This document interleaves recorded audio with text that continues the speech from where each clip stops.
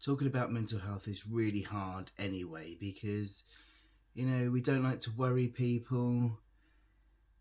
We worry about being a burden. We worry about whether what we say might upset people, and there's just loads of other reasons why talking about mental health is hard, which is what I want to talk about in this video. Hey folks, it's Finn. Welcome back, lovely people. Thank you so much for choosing to watch one of my videos again, and if you are watching for the very first time, then just thank you for watching one of my videos. Thank you for choosing out of the millions of videos you could watch to watch one of mine. I very much appreciate that.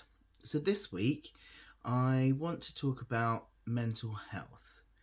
Now, regular viewers that watched last week, I did say that my next video was going to be a phalloplasty transgender topic catch up, and 2 weeks have passed since then, and I've been poorly. I've had a virus, not the virus, not COVID, just a really awful flu virus, and on top of ME, that just makes Fred, what I call my ME, flare up awfully, and it's just been an absolutely horrid 2 weeks, so I'm behind on content anyway. And this week has been Mental Health Awareness Day, and the combination of being really low from just being really poorly, and it being Mental Health Awareness Day, and just being really fed up that I'm behind with content yet again, just made me really want to make a video about mental health. So forgive me for parking the transgender phalloplasty update topic for a while and just coming to you talking about mental health this week, because I just really want to share this. Mental Health Awareness Day is a day where lots of people talk really openly about mental health, about their own personal struggles with mental health, about their experiences with people around them who've had mental health difficulties. And it's so important because it's really hard to talk openly about mental health. We've improved so much as a society around talking about mental health, but it's something that we still really struggle to be open with. And when we're not open about mental health, it kills. Because so many people that we lose to mental health that sadly take their own lives is because of this fear. We don't want to speak openly, so people lose their lives, and we fear asking people are they okay, for fear of upsetting them, and they take their own lives. So the more we're open about it, the more we get comfortable talking about it, the more lives we save. And it's just as important now as it's ever been to talk openly about mental health. And one of the things that always comes up on mental health awareness days, mental health awareness weeks, mental health awareness months, is this barriers to talking about mental health. And that's what I want to talk about today, really. Two things excuse me, I've still got a bit of this cough. The two things I want to talk about today are to be really honest about my own mental health and where I'm at, and also to talk about barriers to talking about mental health. Some of my own barriers about talking about mental health, and how that really can impact if you're not careful. So, talking about my own mental health, I'm somebody that's very public about my own mental health struggles, but I'm also somebody that's very positive on social media. And if you're somebody that just kind of doesn't know so much of my backstory, you can pop onto my social media, onto my Instagram and my Facebook, and onto my videos and think, wow, this is somebody that's gone through an awful lot. I've gone through loads of serious mental health problems, gender transition, I've lost my mum and my dad, I've gone through, chronic illness. There's been so much awful stuff happen in my life, and yet I'm so positive. And if you just see the surface stuff, you think, wow, he's just such a positive guy. And I am. I work really hard to not let all of that carry me down a negative path, because it can be all too easy. And I feel it sometimes, on my lowest days, to be dragged down into kind of negativity and resentment and poor me. And I have to be very careful, as somebody that's in recovery from drug and alcohol abuse, back in the day, to not go down that path. But I always want to make sure that people are aware that that doesn't mean that I'm not subject to feeling very, very low at times still. And we have to be so careful with social media that we don't just look at people and think, oh, but they're doing so well. Because I'm not. And this is the honest truth of where I'm at. At the moment, I'm probably the lowest I've been for quite some time. My mental health is the worst it's been for quite some time. The trouble is that with my chronic illness, with this ME, and with the fact that it's been just developing over the last couple of years, with getting diagnosed with ME and then with POTS, and with just, different aspects of ME developing, like pain and palpitations and all these different things, and using the wheelchair and all the way my life's changed. It's hard. It's really, really hard. My life was starting to really open up. I was developing my hobby of making videos and speaking and writing into this business that was starting to earn income and do really well. And all of that has gradually just fallen away. And I can't do much of it now. And it hurts me, because I love what I do. I love making videos. I love speaking, even though I'm an anxious individual. I love speaking. I love making members content and all of these things, but I really struggle to do it now. And, I'm stripping all of that back in order to allow myself to pace and get well, but I just have to keep stripping it back and keep stripping it back and balancing out, still having a life, going out with my fiance and still living and working out, when I do something, then what I lose in order to do that thing. I can't ever have everything in my life. Whenever I do one thing, I've got to drop another. And that is just so painful, living like that. And, on social media, it looks like, I'm just happy and jolly about the whole thing. But I have to work hard to keep that mindset all the time. And it's hard. It's really, really hard. I'm seeing a therapist once a week at the moment, because it's brought up so much for me. I went through so much in my childhood. There's a lot of trauma. And this chronic illness has brought a lot of that up. And I'm working with this therapist directly on childhood trauma. So I'm really raw at the moment. There's been lots of suicidal thoughts and drinking thoughts and self-harming thoughts. None of this is being acted on, of course. I'm sharing this with you now because I'm being very honest about what's going on for me in aid of mental health awareness. But I want to just reiterate that I'm safe, I'm looked after, I have a therapist, I'm doing this honesty piece in order to just share honestly, because it's necessary. The more honest we are, the more we get our feelings out, the less likely we are to act on them, but this is the thing that it's necessary to be this honest, because the more we keep in, the less likely we are to get the help we need, and it's really difficult, really, really difficult. But I'm lucky that I have the support network I do, that I'm able to, over years and years of recovery, self-advocating for my gender transition and for my illness, because you have to be your own self-advocate when you've got ME, that I've learnt to kind of push for support, because I know to stay on this planet, I know what I have to do, and I'm good at looking on the internet for resources that are free or that I can pay subsidised towards, to push towards GPs to get the support I need. It's exhausting, but I do that because I know that I'm worth it. And that's what I've had to do over these last couple of years. But that's my honesty piece in aid of Mental Health Awareness Day week. But, that's where I'm at right now. It's really, really hard. Um, yeah, and I wanted to share that because I don't think there's so many people that struggle and we keep it in. And I think often when people share, it enables a space where other people can go, me too. I'm also struggling. And we need to create that safe space for each other. When we open up, other people can then open up in turn. And when we realize we're not alone, that that helps. That really, really helps.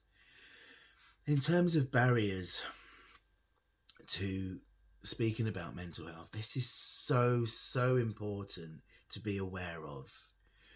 One of the biggest things we talk about on Mental Health Awareness Day, that affects me definitely, is being a man and having mental health challenges, because men are the least likely to open up about mental health challenges. And as a trans man, I felt this really keenly when I very, very first started to transition. I started to really clam up because I thought, well, now that I'm a man, I've got to really start to just manage all of these emotions and not be so over emotional and all of this thing. It's society's daft ways of saying that men should be able to handle these emotions and not cry, and all of these stupid stereotypes. It's dangerous. And I think, certainly for me and other trans men I've spoken to, that trans men can be particularly subject to falling prey to this idea and don't often open up because of trying to be man enough, that they then start clamming up for fear of not being seen as male enough if they start talking about their emotions.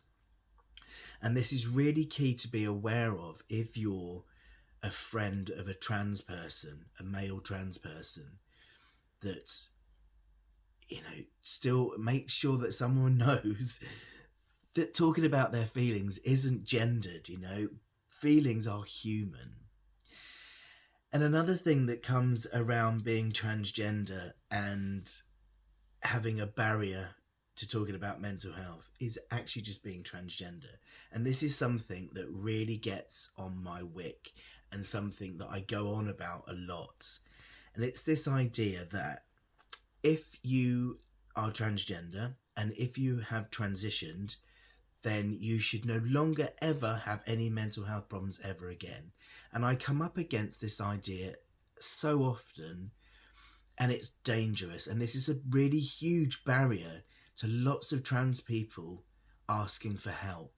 Just this week, I've had a message, a comment left on my YouTube channel, and this is one of many that I get that said, if you're happy as a trans man, then why the antidepressants? This is such a dangerous viewpoint. Now, lots of people get depressed, regardless of their identity. You can have the most perfect life on the outside and still get depressed. Now, depression can be subject to something that's happened in your life, but often depression and anxiety can happen when there's no explanation on the outside. You can have a perfect, on the outside, career, love life, kids, everything, and yet still get depressed and anxious, because a lot of the time it can be about your internal makeup, your brain chemistry, your hormones, and so on. And I am incredibly happy and fulfilled in terms of my transition. I'm 1000% happy that I transitioned and happy with the way I look, the way my body looks, the way my surgeries turned out. But that doesn't stop me from getting depressed, because that's just how my body is. I have a certain chemical makeup which makes me susceptible to depression and anxiety. That's the way it is. And this is something that lots of trans people come up against, that if they say I'm depressed, then people say to them, well, surely now you've transitioned, you should be happy. And so this is a really dangerous barrier to asking for help. So trans people dare not say, I'm depressed, for fear of them for fear of people judging them and saying, well, clearly your transition didn't work then. Lots of factors go into depression. I have, for example, hypothyroidism, which is known for causing an incredibly low mood, regardless of what you do. Even if you're medicated, it can still cause a low mood. I have ME on top of this. Excuse me. So that's going to cause you to have a low mood anyway. And let's not forget that you can go through transition. Your hormones can change your outside, your surgery can change your body, but it cannot change the society we live in. So no matter how happy I am with my body, society is still a complete ass towards trans people, you know? And living in a society where your own Prime Minister, as he did last week, came out with the most anti-trans speech, that does not make you a happy trans person. Living in a society where you don't feel safe, you don't feel supported by your government, there's anti-trans bills coming out left, right and centre, there's always kind of anti-trans rhetoric in the newspapers and on media, that seeps into your psyche. That kind of thing leads to depression, anxiety and low mood. LGBTQ people's mental health is lower than the rest of the general population because of this. You know, when you're not safe to be yourself, even if your transition has been successful, of course your mental health is going to be lower than the rest of the population. So when we're thinking about mental health, think about these kind of things that are a barrier to people's mental health. So you're not going to help people to come out about their mental health if you've got these kind of thought processes. Does that make sense? So next time you're with a trans person or an LGBT person that's saying, well, I'm feeling really low, don't look at them and think, well, you know, you've come out, you transitioned, so why aren't you happy? Think about these other things that are playing in to their identity and their life that are also impacting on why we're not happy and settled in our lives, because these are what factor into our mental health as well. Another one that factors into with me is my chronic illness.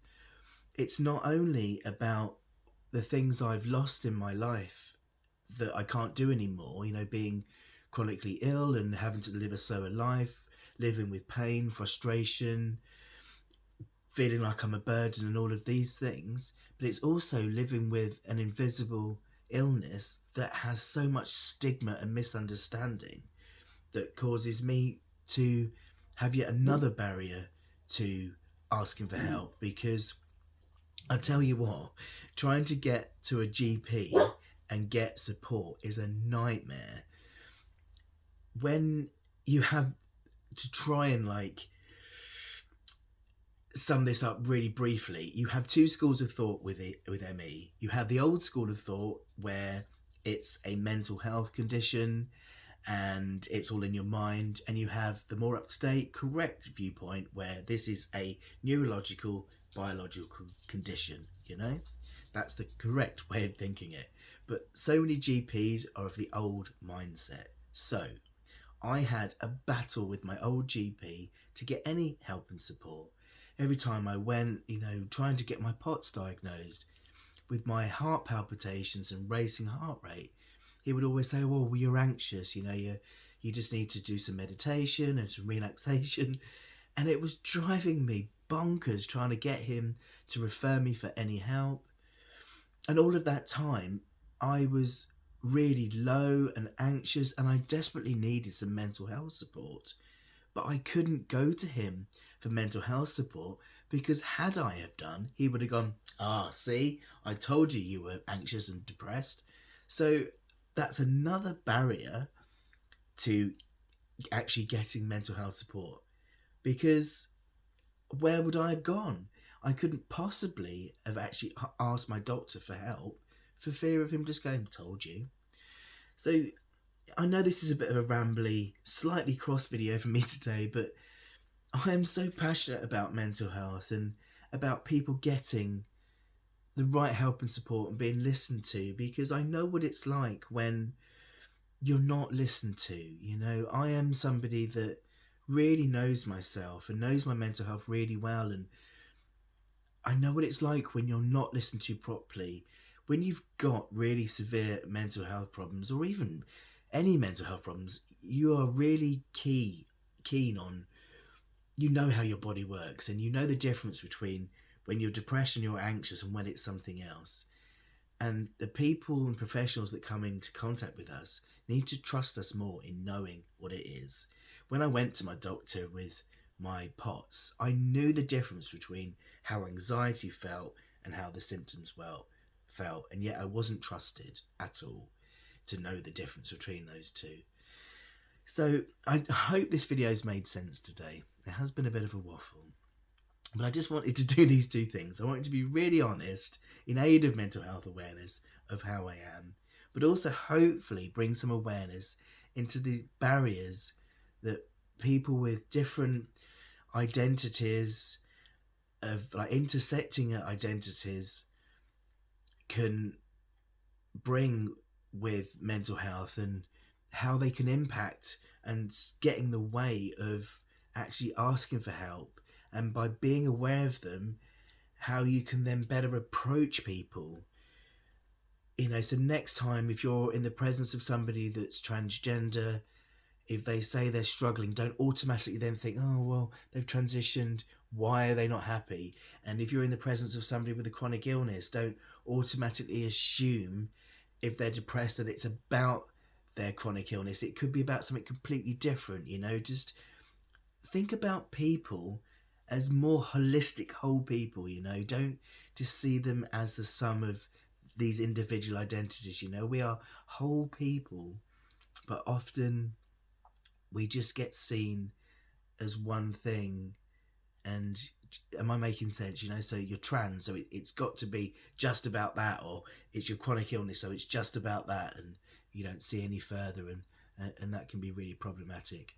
I've made some videos before about, you know, this whole issue of, you see that I'm trans, so therefore, you know, my chronic illness must be about me being trans, or you see that I've got mental health problems, so therefore it must be about being that. You know, making these assumptions based on that is really, really dangerous, and actually gets in the way of really supporting and helping people properly, which is dangerous and not at all helpful.